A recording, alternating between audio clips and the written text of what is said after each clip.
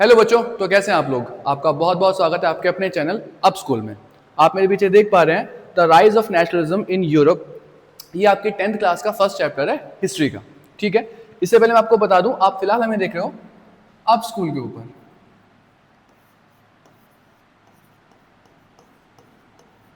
ठीक, up school आपके लिए दो काम कर रहा है। एक, आपको बेसिक बेसिक बातें बता देता हूँ, फिर सीधी सीधी क्लास पे आते हैं। यूट्यूब पे भी हम काम कर रहे हैं आपके लिए, और आपके लिए हमने ऐप भी बनाई हुई है जिसका नाम अप स्कूल ही है।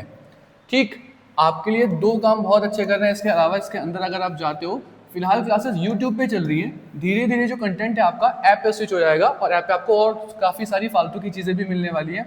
फालतू बोले तो एक्स्ट्रा, जिसमें आपके असाइनमेंट, वर्कशीट, एमसीक्यूज, ये सारी चीज़ें ऐड होती जाएंगी। देखिए, क्लास 11th और क्लास 12th की तो आप पूरी की पूरी जिम्मेदारी ही छोड़ दो।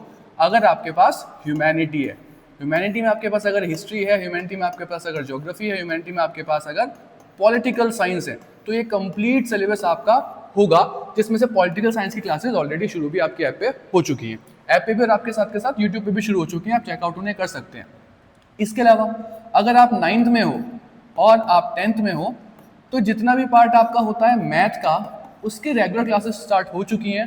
प्लस साथ में जो भी आपके एसएसटी का पार्ट होता है, वो हम जल्दी से जल्दी पूरा कराने की आपकी कोशिश कर रहे हैं। तो अगर आप इन सब से रिलेट कर पा रहे हो, तो अप स्कूल आपके लिए बिल्कुल सही जगह है। इस चैनल पर आप बने रहिए, सब्सक्राइब करते रहिए और हमारे साथ जुड़े रहिए। हम कर रहे हैं आज एसएसटी। इसमें आप देख रहे हो rise of nationalism in Europe. इसके बारे में आपको बता दूं, दो क्लासेस ऑलरेडी आपकी आ चुकी हैं और ये थर्ड पार्ट होने वाला है। इसके अलावा एक पार्ट अगले 1 या 2 दिन में आपके सामने आ जाएगा और आपका चैप्टर कंप्लीट हो जाएगा। ठीक, तो चलिए शुरू कर। आज का आपका टॉपिक है कंजर्वेटिज्म। मेरे पीछे आप देख पा रहे हो कंजर्वेटिज्म। कंजर्वेटिज्म क्या होता है? देखो, सोसाइटी में, फैमिली में आप अपने आसपास देख पाओगे दो तरह के लोग होते हैं। एक जो थोड़े लिबरल होते हैं, लिबरल बोले तो जो बदलाव को पसंद करते हैं। सोसाइटी में कुछ चेंज हो रहा है, रूल ऑफ गवर्नेंस में कुछ चेंज हो रहा है, आपके जो लॉज है उनमें कुछ चेंज हो रहा है, तो उनको पसंद आता है कि हाँ भाई समय बदल रहा है, टाइम बदल रहा है, चीज़ों में बदलाव आनी चाहिए, कल्चर में बदलाव आनी चाहिए, सोसाइटी में बदलाव आनी चाहिए, सिविलाइजेशन में बदलाव आनी चाहिए। लेकिन कुछ लोग ऐसे होते हैं जिन्हें हम कंजर्वेटिव कहते हैं, जो अपने पास्ट पे अटके रहना चाहते हैं, जिनको जो पुराना कल्चर चल रहा है, पुरानी संस्कृति चल रही है, वो बहुत पसंद आती है, जिनको पुराने जो इंस्टीट्यूशन चल रहे हैं वो बहुत पसंद आते हैं, जैसे पहले होता था अब भी वैसे ही होना चाहिए, तो वो वाले जो लोग होते हैं। तो हम देख पा रहे हैं, आप जरा गौर करना इस बात पे, कि धीरे धीरे सोसाइटी में जो फ्रांस होगा, सोसाइटी में जो पूरा का पूरा यूरोप होगा, वहां पे ऐसे लोगों का दबदबा बढ़ने लगेगा। हमने अब तक क्या देखा है कि रिफॉर्म हो चुके हैं फ्रांस के अंदर 1789 में, और नेशनलिज्म धीरे धीरे धीरे धीरे सोसाइटी के अंदर आगे बढ़ रहा है। लेकिन हम देखेंगे बीच में कैसा झटका आएगा, बीच में कैसा इवेंट होगा, जिसकी वजह से ये जो कंजर्वेटिव लोग थे, कंजर्वेटिव लोग कौन है? वही जो पुराने सिस्टम को पसंद करते हैं। जैसे जैसे पहले स्टेट होते थे, पहला स्टेट, दूसरा स्टेट, तीसरा स्टेट, वो अभी भी होना चाहिए। जो कहते हैं पास्ट में जैसे आपके क्लर्जीज होते थे, वैसे अभी भी होने चाहिए। पास्ट में जैसे आपके रिचुअल होते थे, वो अभी भी होने चाहिए। पास्ट में अगर मोनार्की होती थी तो नेशनल असेंबली नहीं होनी चाहिए, भाई अभी भी मोनार्की ही होनी चाहिए। जो बिल्कुल या तो बदलाव चाहते ही नहीं है, या फिर वो कहते हैं भाई अगर तुम्हें बदलाव करना है तो पास्ट को रिस्पेक्ट करते हुए ग्रेजुअल चेंज करो, एकदम से सडन रिफॉर्म मत करो। ठीक, वो इवेंट क्या होगा जिसकी वजह से जो नेशनलिज्म पीक पे चल रहा था, सीधे सीधे कंजर्वेटिज्म फिर से पीक पे आ जाएगा, उसकी बातें भी थोड़ी देर में करेंगे। वो क्या हुआ था पहले जान लेते हैं, होता क्या है। तो conservatives are people who believed in traditional things, traditional institution. पहली बात तो ट्रेडिशनल थिंग में बिलीव करते थे, ठीक है जी। इसके बाद ट्रेडिशनल इंस्टीट्यूशन में बिलीव करते थे। अब इंस्टीट्यूशन क्या होते हैं? इंस्टीट्यूशन मतलब सोसाइटी के इंस्टीट्यूशन। सोसाइटी के इंस्टीट्यूशन क्या भाई? स्टेट कैसे काम करेंगे, मोनार्की आपकी कैसे काम करेगी, चर्च आपका कैसे काम करेगा, ठीक है। जो सोशल हायरार्की है, सोशल हायरार्की समझते हो? सोसाइटी में कौन ऊपर रहेगा, सोसाइटी में कौन नीचे रहेगा। हमने स्टेट क्वार्टर देखा था, सबसे पहले आपके देखो क्लर्जी होते थे, नोबल होते थे, फिर आपके पास तीसरे स्टेट में लोग आते थे जो कॉमन पीपल रहा करते थे। वो जो हायरार्की है कि भाई ऊपर बड़ा आदमी रहेगा, नीचे छोटा आदमी रहेगा, ये चीजें जैसे पास्ट में चल रही थी वैसे ही ये चाहते थे कि इन इंस्टीट्यूशन का सम्मान किया जाए और ये ऐसे अभी भी चलती रहे। एंड कस्टम्स और जो रीति रिवाज परंपराएं इनकी चल रही थी वो अभी भी चलती रहे पहले की तरह। ऐसे कंजर्वेटिव लोग होते थे। साथ के साथ they used to oppose reform. तो कॉमन सेंस की बात है भाई साहब, अगर पुरानी चीजों को चलाने चाहते हैं तो जो नेपोलियन रिफॉर्म करेगा क्या उन्हें पसंद आएंगे? नहीं पसंद आएंगे। जो नेशनल असेंबली ने रिफॉर्म किए थे आपकी फ्रेंच रेवोल्यूशन 1789 के बाद, क्या इन्हें पसंद आएंगे? नहीं पसंद आएंगे। तो ऐसे भी आप देख सकते हो, जो एमसीक्यू आपके आते हैं, स्टेटमेंट में आते हैं क्या कि जो कंजर्वेटिव्स थे वो 1789 के रिफॉर्म से बहुत ज्यादा हैप्पी हो गए थे। ये स्टेटमेंट अगर आपके सामने आता है, वो बहुत ज्यादा सेटिस्फाइड थे, तो आप बोलोगे नहीं जी ये स्टेटमेंट गलत है। ठीक है, ऐसा था ना, वन स्टेटमेंट दूसरा स्टेटमेंट, तो आपको बताना पड़ता है, तो ये वाला स्टेटमेंट गलत होगा। वो इन्हें क्या करते थे, अपोज कर रहे थे, इन्हें बिल्कुल भी पसंद वो चीज नहीं आ रही थी। ठीक, आगे देखो, इसके अलावा इसमें आप एक पॉइंट और ऐड कर सकते हो, क्योंकि आपको पता है शॉर्ट क्वेश्चन के हिसाब से चीज आती है, और शॉर्ट क्वेश्चन में कितने पॉइंट लिखने होते हैं, 3 पॉइंट लिखने होते हैं। तो आप एक पॉइंट ये भी बना सकते हो कि भाई इन लोगों को क्या चाहिए होता था, ग्रेजुअल चेंज चाहिए होता था, या फिर अगर ग्रेजुअल चेंज ना हो तो नो चेंज हो। भाई कोई दिक्कत वाली बात नहीं है, जैसे सोसाइटी चल रही है वैसी ही सोसाइटी चलती रहे, या तो ग्रेजुअल चेंज हो या फिर आपका नो चेंज हो जाए, कोई दिक्कत वाली बात नहीं है। तो इनको कंजर्वेटिव पीपल कहते थे। ठीक, तो एक बार रिवाइज कर लेते हैं, क्या कंजर्वेटिव पीपल वो हैं जो ग्रेजुअल चेंज चाहते हैं या फिर चेंज ना ही हो, जो सोसाइटी के जो कस्टम है उनकी इज्जत करते हैं, जितने भी रिफॉर्म हो रहे हैं उनको अपोज करते हैं, और जो चाहते हैं जितने भी इंस्टीट्यूशन है, चाहे मोनार्की हो चाहे चर्च हो, वो जैसे पहले चलता आ रहा था अब भी चलता रहे। अब ऐसे लोग सोसाइटी में पावर में कैसे आएंगे, क्योंकि अभी तो नेशनल असेंबली काम कर रही है, तो उस नेशनल असेंबली के हिसाब से चीजें कैसे काम करती रहेंगी वो अपने को देखना है। इनको पावर मिली कहां से, तो हमने देखा इवेंट होगा ट्रीटी ऑफ वियना 1815। अभी जरा अगर मैं तुम्हें याद कराने की कोशिश करूं ऑर्डर के हिसाब से, तो फ्रांस में ऑर्डर क्या चल रहा है, फ्रांस में ऑर्डर चल रहा है, देखो एक बार रफली देख लो। फ्रांस में हमने देखा था 1789 में हमारे सामने नेशनल असेंबली आ चुकी थी। इससे पहले कौन था, इससे पहले मोनार्क था।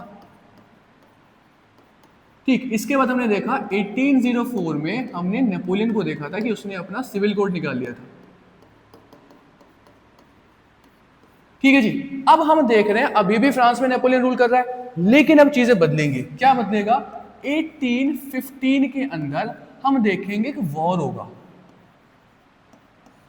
ठीक, क्या आपको ऐसा याद है कि नेपोलियन सिविल कोड में ऐसे बहुत सारे रिफॉर्म करे गए थे जिससे मोनार्की की जो चीजें थी वो बदल रही थी, सोसाइटी जो बदल रही थी, गिल्ड रिस्ट्रिक्शन खत्म हो गया था, सर्फडम खत्म हो गया था, मैन्योरल ड्यूज खत्म हो गए थे, फ्यूडल सिस्टम खत्म हो गया था।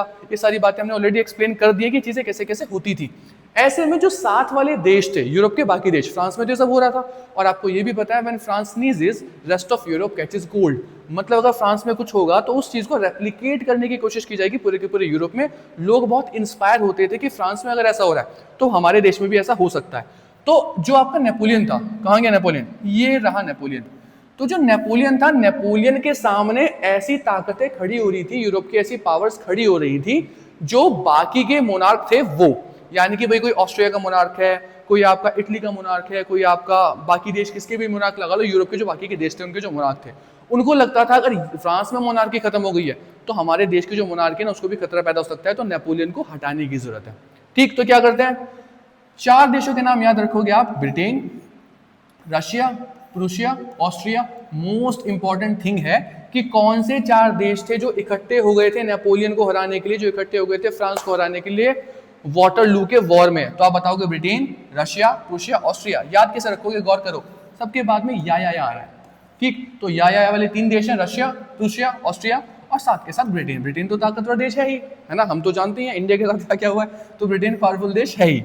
हम देखते हैं ये जो चारों देश होते हैं ये नेपोलियन से फाइट करते हैं 1815 में वाटरलू के वॉर में, और जाहिर बात है उधर से 4 लोग हैं, इधर से नेपोलियन है, हार होती है नेपोलियन की। तो नेपोलियन जो वॉर होता है वो हार जाता है कुल मिला के। अब अभी मैंने तुम्हें बताया था कि भाई कंजर्वेटिव लोग पावर में आएंगे, तो ऐसी तो आएंगे। क्या हुआ भाई, देखो एक तो था यहाँ पे नेपोलियन जो एडमिनिस्ट्रेटर था, एडमिनिस्ट्रेशन में रिफॉर्म कर रहा था। हमने देखा था इस टाइम पे नेशनलिज्म काम करने की कोशिश कर रहा था धीरे धीरे, लिबरल नेशनलिज्म काम करने की कोशिश कर रहा था धीरे धीरे। लेकिन हम देखते हैं जो आपके कंजर्वेटिव लोग हैं वो पावर में नहीं थे। अब अगर नेपोलियन हट जाएगा, हालांकि नेपोलियन भी एग्जैक्टली तो नेशनलिज्म को प्रमोट नहीं कर रहा था, लेकिन सोसाइटी में काम हो रहा था। हम देखेंगे अगर नेपोलियन हट जाएगा और अब पावर में कौन आएगा, एक ही तो लोग बचे, कंजर्वेटिव लोग पावर में आएंगे। और ये कंजर्वेटिव लोग कौन है, वही डायनेस्टी जो हमने देखा था 1789 की रिवॉल्यूशन से पहले फ्रांस में रूल कर रही थी। कौन थे वो, बॉर्बन डायनेस्टी। ठीक, जिनको 1789 में 20 साल पहले लोग हटा चुके हैं, उनको ये जो मोनार्क हैं वो सारे के सारे मोनार्क उन्हीं मोनार्क को फिर से पावर में लेके आ जाते हैं, उसी फैमिली को फिर से पावर में लेके आ जाते हैं, उन्हीं को फ्रांस का दोबारा से राजा बना देते हैं। सिंपल बात है। तो अब तुम ये देख लो ट्रीटी ऑफ वियना कहां से आ गई, तो भाई सीधा सीधा सेटलमेंट है। ट्रीटी ऑफ वियना क्या है, एक वाटरलू में वॉर हो गया, जो नेपोलियन ब्रिटेन, ऑस्ट्रिया, प्रूशिया और आपके रशिया के बीच में हुआ था, जिसमें नेपोलियन हार गया है। तो अब एक समझौता करा जाता है, एक ट्रीटी करी जाती है, ट्रीटी ऑफ वियना भी कह सकते हो, वियना कॉन्फ्रेंस भी कह सकते हो, वियना कांग्रेस भी कह सकते हो। तो एक ट्रीटी होगी जिसमें तय किया जाएगा, अगर तुमसे पूछा जाए कि भाई ट्रीटी हुई क्यों थी, ट्रीटी का ऑब्जेक्टिव क्या है, तो फ्रांस का फ्यूचर क्या होगा, फ्रांस ने जो टेरिटरी अब तक जीत रखी थी, नेपोलियन ने वॉर किए थे, लगातार टेरिटरी जीती थी, तो उन टेरिटरीज का क्या होगा, फ्रांस का फ्यूचर क्या होगा, फ्रांस में राजा कौन बनेगा, और नेपोलियन ने जो भी रिफॉर्म करे हैं, वही सर्फडम वाले, गिल्ड डिस्ट्रक्शन वाले, वो सारे रिफॉर्म क्या सोसाइटी में अपने को रखने हैं या फिर सोसाइटी से हटा देने हैं, वो सारा का सारा काम ट्रीटी ऑफ वियना में तय होने वाला है। देखते हैं आगे क्या होता है। देखो, treaty of Vienna was held for the settlement of France and to establish conservative regime into power. तो आपको पता लग गया भाई फ्रांस के सेटलमेंट के लिए हुई थी एक बात, और दोबारा से कंजर्वेटिव रिजीम को पावर में लाने के लिए हुई थी। कंजर्वेटिव रिजीम, अब समझ जाओ कौन कौन सी बात थे, वही जो नो चेंजर्स थे, वही जो भाई साहब आपके अगर चेंज चाहते हैं तो ग्रेजुअल चाहते थे,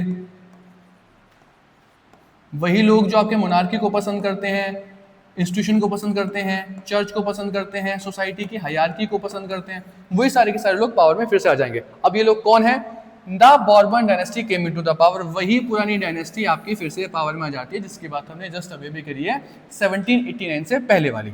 a series of states were set up on the boundaries of France. अब देखो ये यूनिक बात है, क्या ऐसे समझ लो एक ये टेरिटरी है, कैसे करते हैं, देखो मान के चलो सपोज करो आपके पास एक एरिया है, एक टेरिटरी है, ए उस एरिया का नाम है, ठीक है ए। अब इस एरिया के अंदर एक ऐसा राजा है जो हमेशा एक्सपेंड करना पसंद करता है, एक्सपेंड मतलब यहाँ पे वॉर करेगा, यहाँ पे वॉर करेगा, यहाँ पे वॉर करेगा, यहाँ पे वॉर करेगा, वॉर करेगा, और चारों तरफ से अपना एरिया बढ़ाने की कोशिश करता है, यही इनकी आदत है, ऐसा यहाँ पे होता है। तो इन लोगों ने क्या किया भाई, यहाँ पे प्रूशिया है, यहाँ पे आपका रशिया है, यहाँ पे आपका ब्रिटेन है, इन लोगों को हमेशा चिंता लगी रहती थी कि यार एक ट्रीटी तो हमने कर ली है, पर कल को ये जो राजा हमने बिठाया अगर यही एक्सपेंड करने लगा तो क्या करेंगे, अगर इसने वॉर रेज कर दिया तो क्या करेंगे। तो इन्होंने इनकी बाउंड्री पे कुछ स्टेट सेटअप करे। पॉइंट क्या होगा, देखो इन्हें कहते हैं एक तरीके से बफर स्टेट, अगर नाम याद रख सको तो। बफर स्टेट क्या काम करता है, अगर फ्रांस कल को एक्सपेंड करने की कोशिश करेगा तो सीधे रशिया पे हमला नहीं होगा, सीधे प्रूशिया पे हमला नहीं होगा, सीधे ब्रिटेन पे हमला नहीं होगा, पहले किस पे, इन स्टेट में वो आएंगे और इनको टाइम मिल जाएगा, पता लग जाएगा कि हाँ भाई अटैक होने वाला है, वॉर होने वाला है। तो बाउंड्री पे अगर स्टेट सेटअप कर देते हैं तो हमारे लिए एडवांटेज की बात होती है फ्यूचर प्रोस्पेक्ट्स के लिए। जैसे फॉर एग्जांपल अगर मैं तुमसे बोलूं इंडिया और चाइना के बीच में क्या है, नेपाल है, पहले तिब्बत होता था, तो अगर दो बड़े देशों के बीच में कुछ छोटे छोटे स्टेट रहते हैं तो अच्छा रहता है। चाइना और इंडिया सीधे कभी कभी अपनी टेरिटरी के डिस्प्यूट को लेकर पहले एंगेज नहीं होते थे, लेकिन जब से तिब्बत चला गया है चाइना और इंडिया सीधे सीधे बॉर्डर टच करते हैं और उनमें झगड़े होने शुरू हो गए हैं। अब आपको पता है कि चीजें कैसी हैं, कैसे एक दोनों के दोनों जो देश हैं एक दूसरे के दुश्मन बन गए हैं। तो ये जो चीज होती है, a series of state were set up on the boundary of France, ये इंपॉर्टेंट होती है फ्यूचर में वॉर को डिले करने के लिए, टालने के लिए। ठीक, आगे देखो सेंसरशिप।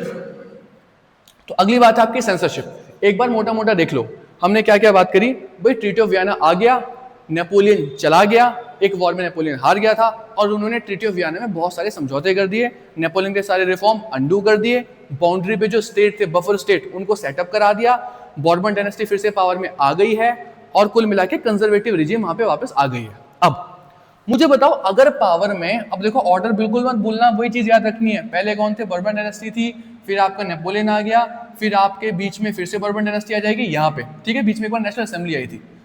सेंसरशिप, ठीक, ऑलरेडी हम इसके बारे में बात कर चुके हैं तो बहुत ज्यादा लंबा नहीं करने वाले हैं। कोई भी राजा, कोई भी मोनार्क, कोई भी डिक्टेटर, एक कोई भी अगर रिजीम आती है जो कि कंजर्वेटिव है, वो अगर वो डेमोक्रेटिक नहीं है तो डेमोक्रेसी के अलावा वो कुछ भी है, तो हमेशा वो कोशिश करती है कि लोगों के पास ऐसे राइट ना हो जो सरकार के खिलाफ उसके आवाज उठाई जा सके। मतलब लोगों के पास ऐसी चीजें नहीं आनी चाहिए, लोगों के पास ऐसे इंफॉर्मेशन नहीं आनी चाहिए, लोगों के पास ऐसे मीडियम नहीं आने चाहिए जो सरकार के खिलाफ आवाज उठाई जा सके। अब लोगों के पास इंफॉर्मेशन आती कहां से, लोगों के पास इंफॉर्मेशन आती है न्यूज़पेपर से, लोगों के पास इंफॉर्मेशन आती है मीडिया से, ठीक है, लोगों के पास इंफॉर्मेशन आती है प्ले से, सॉन्ग से और बुक से।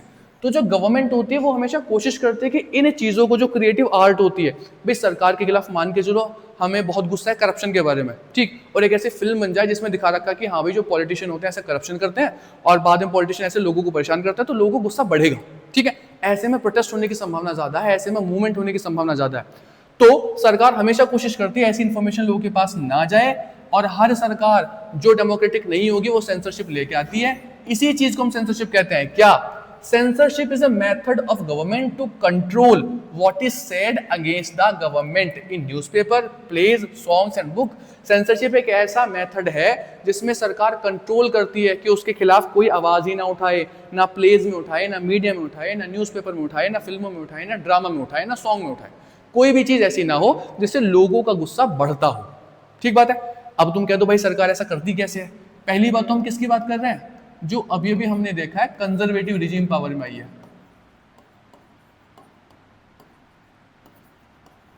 और कंजर्वेटिव रिजीम कौन सी है? ये बॉर्बन डायनेस्टी।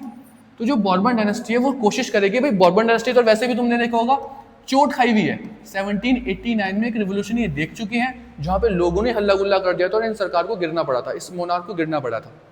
तो ये हमेशा कोशिश करेगी कि लोग अब तो इसके खिलाफ आवाज ना ही उठाएं। कैसे करेंगे भाई? इंफॉर्मेशन, न्यूज़पेपर का जो पार्ट होगा सरकार के खिलाफ उसको हटा देंगे, न्यूज़पेपर को धमका देंगे। जो प्लेज होंगे वो पब्लिश नहीं होने देंगे, सरकार रोक देगी उनको। जो सॉन्ग्स है उनको पब्लिश नहीं होने देंगे, सरकार रोक देगी उनको। तो कुल मिलाकर सरकार अपनी ताकत का मिसयूज करती है और लोगों के पास ऐसी इंफॉर्मेशन को नहीं जाने देती जो सरकार के खिलाफ हो। ठीक, तो ये सेंसरशिप होती है। तो अगर आपसे पूछा जाए कि भाई जो कंजर्वेटिव रिजीम थी क्या वो सेंसरशिप को करती थी या नहीं करती थी, तो बिल्कुल करती थी। ठीक होगी बात। आगे बढ़ते हैं। देखो जी, सीक्रेट सोसाइटी। अब धीरे धीरे जो चैप्टर है अपने नेशनलिज्म के थीम पे आना शुरू हो जाएगा। नेशनलिज्म का थीम क्या है? कि भाई अपने को नेशन बनाना है, और नेशन अगर बनना है तो मोनार्कीज का गिरना बहुत जरूरी है, सोसाइटीज का बदलना बहुत जरूरी है। लेकिन मैं तुमसे कहूं यार अब नेशनलिज्म आने वाला है, नेशन बनने वाला है, तो ये तो बड़ी उल्टी बात साउंड करेगी। क्यों? क्योंकि फ्रांस में जो नेशनलिज्म आया था, फ्रांस में जो रिवोल्यूशनरी आए थे 1789 वाले, वो तो हट चुके हैं। फ्रांस में तो फिर से वही बॉर्बन डायनेस्टी आ गई है। हम तो सीधे सीधे कहाँ 1815 पे थे और हम सीधे सीधे उस गवर्नमेंट पे पहुंच गए जो 1789 में थी। यानी कि फ्रांस चला गया है 25 ईयर्स बैक, 25 साल पीछे चला गया। अब नेशनलिज्म कैसे आएगा? तो देखो, अगर एक ऐसी सरकार फ्रांस में रूल कर रही है जो कि बॉर्बन डायनेस्टी है, वो लोगों को रोक रही है क्या कि भाई मेरे खिलाफ कोई बोलेगा नहीं, मेरे खिलाफ कोई न्यूज़पेपर में नहीं बोलेगा, मेरे खिलाफ कोई मीडिया में नहीं बोलेगा। लेकिन आपको पता है सोसाइटी के अंदर जो हमने पढ़ा था लिबरल नेशनलिज्म काम कर रहा था। हमने देखा था, एक तो ये थे, हमने देखा था सोसाइटी में एक मिडिल क्लास का भी राइज हो चुका था। ठीक है, हमने देखा था सोसाइटी में एक प्रोफेशनल आने शुरू हो गए थे। हमने सोसाइटी में देखा था कि लेबर क्लास आनी शुरू हो गई थी। तो ऐसे में ये लोग क्या कर रहे थे? भाई सरकार तो बदली है, सोसाइटी में जो लोग काम कर रहे थे वो तो काम कर रहे होंगे। तो ऐसे में इनके लिए काम करना बड़ा मुश्किल हो गया था। ये अपने नेशनलिज्म के आइडिया को कैसे लोगों तक पहुंचाएं, कैसे लोगों को राजा के खिलाफ खड़ा करें, कैसे लोगों को मोनार्क के खिलाफ खड़ा करें, इनके लिए बड़ा मुश्किल हो गया। और मोनार्क ने क्या लगा रखी है? सेंसरशिप। वो अपने खिलाफ इन्फॉर्मेशन जाने नहीं देता। जो लोग उसके खिलाफ इन्फॉर्मेशन लगाते हैं या लोगों तक पहुंचाते हैं उनको पकड़ के रखता है, उनको जेल में डालता है। ऐसे में चीज सामने आती है सीक्रेट सोसाइटी। सीक्रेट मतलब सीक्रेट और सोसाइटी मतलब सोसाइटी। क्या? देखो, ये एक ऐसी ऑर्गेनाइजेशन होती थी जो अपना काम सीक्रेटली करती थी। मतलब लिबरल जो लोग होंगे, मिडिल क्लास जो लोग होंगे, वो चुप चुप रात के अंधेरे में मान लो, सीक्रेटली मान लो, अपने पंपलेट मान लो, अपनी चीजें मान लो, लोगों तक पहुंचाते थे, जिससे लोगों का गुस्सा सरकार के खिलाफ बढ़ता रहे और धीरे धीरे रेवोल्यूशन की संभावना बनती रहे। तो सीक्रेट सोसाइटी क्या होती है? A secret organisation to promote the idea of liberty and freedom and democracy. कुल मिला के आपसे कहूं तो वही जो नेशनलिज्म का आइडिया शॉर्ट में, उसी आइडिया को जो ऑर्गेनाइजेशन सीक्रेटली प्रमोट करती थी लोगों के बीच में, तो उन ऑर्गेनाइजेशन को सीक्रेट सोसाइटीज कहा जाता था। और अगर मैं आपसे पूछूं कि भाई सीक्रेट सोसाइटी मान के चलो आपसे मान के चलो ऑप्शन आ गया, आपको पता है ऑलरेडी कि सीक्रेट सोसाइटी कौन होती है, तो आप बता दो कि भाई सीक्रेट सोसाइटी वे होती है जो सीक्रेटली काम कर रही है और नेशनलिज्म के आइडिया को प्रमोट कर रही है। लेकिन अगर आपसे पूछा जाए कि इनको सीक्रेटली काम करने की जरूरत क्या थी, या फिर आपसे पूछा जाए कि ऑपरेट कब करती थी, टाइम स्पैन कौन सा है वो, तो आप बताओगे कि सर 1815 के बाद से करती थी। और वाई क्यों करती थी? क्योंकि 1815 में तो हमने देखा है पावर में कौन आ गया फ्रांस में? Bourbon dynasty. और बॉर्बन डायनेस्टी कैसी है? कंजर्वेटिव, और अगर कंजर्वेटिव है तो क्या लगाएगी, सेंसरशिप, और अगर सेंसरशिप लगाएगी तो भाई काम तो सीक्रेटली करना ही करना अपने को पड़ेगा, सीक्रेट के तौर पे काम करना पड़ेगा ना, तो इसलिए आपके सामने रीजन भी आ जाता है, सिंपल। अगली बात पे आओ, आगे देखते हैं क्या चीजें होती हैं।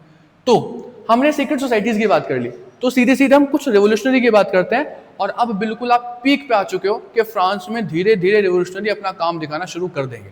क्या, गिब्स ऑफ मेजनी, बिल्कुल इसे शॉर्ट में करते हैं, शॉर्ट नोट ही इस पे लिखने के लिए आता है, बहुत ज्यादा इंफॉर्मेशन इसके बारे में अपन लोग नहीं लेने वाले। देखो, बॉर्न इन जिनेवा 1807, पहली बात तो जान लो है कौन, तो भाई साहब सिर्फ एक रेवोल्यूशनरी है। इसका मानना था कि दुनिया के अंदर नेशन स्टेट होनी चाहिए, दुनिया के अंदर किंगडम नहीं होनी चाहिए, और अगर किंगडम नहीं होनी चाहिए, नेशन स्टेट होनी चाहिए, तो इस प्रोसेस को करेंगे कैसे, रेवोल्यूशन करके। पहले किंगडम होगा, रेवोल्यूशन होगा, तो उसके बाद नेशन स्टेट आपके बन जाएंगे। तो इसके लिए काम करता था, लोगों को जोड़ता था, लोगों में प्रचार करता था, और चुपके से राजा को सरकार से हटाने की कोशिश करता था। तो गिब्स ऑफ मेजनी, देखो, बॉर्न इन जिनेवा 1807, इटली का रहने वाला है, इटली का रहने वाला है, जिनेवा में बॉर्न होता है 1807। किसी जो नई वाली किताब अभी आ रही है उसमें ये ईयर 1805 भी है, तो आप अपने हिसाब से देख लो कौन सी किताब है, स्कूल में क्या चल रहा है। नई वाली जो बुक्स हैं उसमें 1805 है, जो पुरानी वाली बुक्स है उसमें 1807 है। आगे, he became a member of secret society the Carbonari, सबसे पहले सीक्रेट सोसाइटी का मेंबर बनता है, इंपॉर्टेंट है ना। Established two secret societies, first Young Italy in Marseilles and then Young Europe in Bern। क्या ये इंपॉर्टेंट है भाई साहब, मोस्ट इंपॉर्टेंट है। क्या क्या इंपॉर्टेंट है, ना केवल सीक्रेट सोसाइटी के नाम इंपॉर्टेंट है, यंग इटली और यंग यूरोप, दो सीक्रेट सोसाइटी बनाई, बल्कि कहाँ कहाँ पे बनाई वो भी इंपॉर्टेंट है। याद कैसे रखोगे, देखो यंग इटली में भी एल आता है, मर्साइल में भी एल आता है, कॉमन निकाल लो, और जो कि बाकी बचा यूरोप, बाद में ई है, और बर्न में बाद में ई है, ऐसे करके आप एरियाज को भी याद रख सकते हो। ये बहुत इंपॉर्टेंट क्वेश्चन है, यंग इटली को किसने बनाया, यंग यूरोप को किसने बनाया, तो आप बताओगे जोसेफ मेजनी ने बताया, ठीक है, खत्म होगी बात। और सीक्रेट सोसाइटी है क्या, ये वही बॉडी है जो राजा के खिलाफ धीरे धीरे लोगों को भड़काने का काम कर रही है। Mazzini believed that it is God will to establish nation, ये हम ऑलरेडी कर चुके हैं। क्या चाहता था, ये बोलता था किंगडम नहीं होनी चाहिए, रेवोल्यूशन होनी चाहिए, और उसके बाद नेशन फॉर्म होनी चाहिए। ये कहता था भगवान की भी यही इच्छा है, भगवान यही चाहता है कि चीजें ऐसे काम करें, भगवान नहीं चाहता कि देशों में किंगडम रहे, चीजों में वो चाहता था कि नेशन स्टेट फॉर्म हो जल्दी से जल्दी। इसके रेफरेंस में आगे आपको दूंगा, किताब के सबसे पहले पेज पे आपने देखा था एक इमेज बनी हुई थी, ठीक है, और उसमें आप ऊपर देखोगे एंजल्स हैं और जो क्राइस्ट है वो आशीर्वाद दे रहे हैं। तो उन इमेजेस के जरिए भी इन चीजों को एस्टेब्लिश किया जाता था कि हाँ भाई भगवान भी हमारे साथ है। आगे, मैट्रोनिच डिस्क्राइब्ड हिम। अब मैट्रोनिच कौन है, देखो जी, एक बात जो हम हल्की सी मिस कर गए, जो आपकी ट्रीटी ऑफ वियना थी, ट्रीटी ऑफ वियना, अब देखो वियना में हो रही है, तो वियना किस देश के अंदर है, वियना है आपके ऑस्ट्रिया के अंदर। ऑस्ट्रिया ने, गौर कर लो, ब्रिटेन, रशिया, प्रूशिया, ऑस्ट्रिया ने ही मिलकर हराया किसको, नेपोलियन को। जो ऑस्ट्रिया के अंदर अगर आपके वियना में एक ट्रीटी हो रही है, तो वियना का जो राजा होगा, वियना का जो चांसलर होगा, वही तो इसका होस्ट होगा। तो जो पूरी की पूरी ट्रीटी हो रही थी वो किसके लीडरशिप में हो रही थी, ड्यूक मैटरनिच, ऑस्ट्रिया का जो चांसलर था ड्यूक मैटरनिच। ये बिल्कुल टिपिकल मोनार्क था जो रिवोल्यूशनरी को नापसंद करता था और बिल्कुल कंजर्वेटिव था, जो चाहता था पहले जैसे सिस्टम चलता रहे।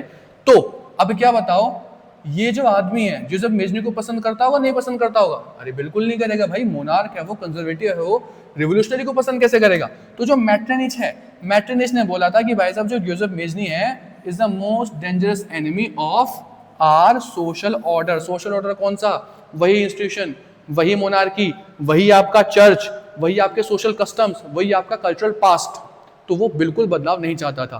तो अब ये वाला स्टेटमेंट भी सर आपका इंपॉर्टेंट है, दोनों बातें आती हैं। पहली बात, who called Joseph Mazzini the most dangerous enemy of our social order, तो मैटरनिच ने बोला।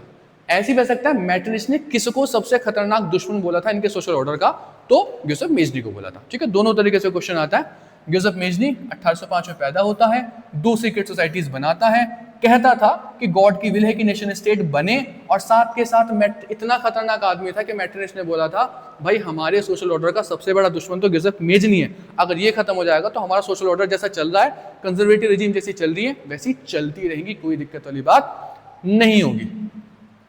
ठीक, इस इमेज में आप देख रहे हो किस तरीके से सीक्रेट सोसाइटीज बनती थी और फॉर्म होती थी। Giuseppe Mazzini and the people founding of the Young Europe, Bern के अंदर यंग यूरोप को उन्होंने किस तरह से सेटअप करा था। तो इस तरीके से हमने गिज़ब मेजनी तक कर लिया है। ठीक, देखो अब इसके बाद प्रॉपर यूनिफिकेशन शुरू होगा। फ्रांस हम देखेंगे किस तरीके से रेवोल्यूशन होगी और फ्रांस बनेगा। जर्मनी, इटली, ब्रिटेन, तीनों यूनिफिकेशन कंप्लीट होंगे। आज के लेक्चर में हम यहीं तक रखते हैं, आज की क्लास यहीं पे खत्म करते हैं। अगर आपको वीडियो पसंद आई है तो आपको पिछली 2 वीडियो भी पक्का पसंद आएंगे, आप उन्हें देख सकते हो। चैनल पे जो ह्यूमैनिटी के आपके सीनियर बच्चे हैं या मैथ करने वाले आपके सीनियर बच्चे 11th-12th के, उन्हें भी आप चैनल को रिकमेंड कर सकते हो। और हाँ, ऐप पे भी आप जाके जरूर देख सकते हो जो आपकी अप स्कूल ऐप है। फर्दर और इन्फॉर्मेशन के लिए टेलीग्राम का चैनल आपके लिए है, व्हाट्सएप का नंबर आपके लिए, सब चीज़ें आपको डिस्प्ले पे आनी शुरू हो जाएंगी। ठीक है, तो आज की वीडियो में इतना ही, मिलते हैं आपसे अगली वीडियो में। लाइक शेयर सब्सक्राइब आप करते रहिएगा।